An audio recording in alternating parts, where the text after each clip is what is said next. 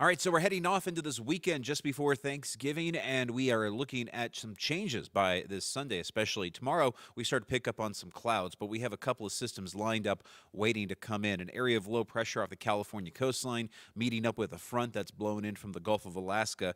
These weather features are combining overhead here as we get through tonight and tomorrow to our west, and by Sunday, they're going to be right overhead. We'll start to work on some clouds tomorrow morning towards Boise and Twin Falls.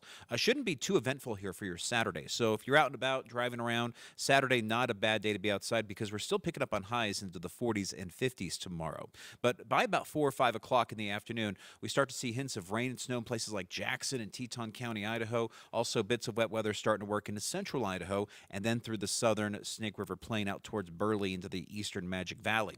Then we go into Saturday night. Rain showers start drenching Boise and Twin Falls, and then this stuff spreads east towards us overnight to join us for Sunday morning.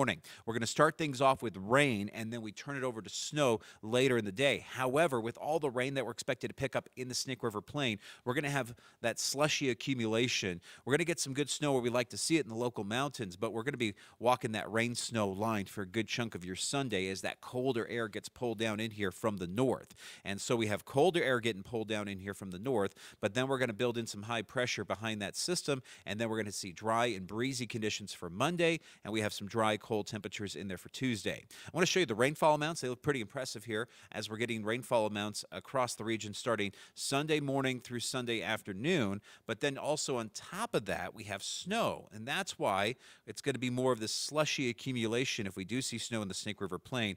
Right now, Vipercast is hinting about maybe possibly 1 to 2 inches in Pocatello. Mostly that's in the bench areas and foothills around Pocatello.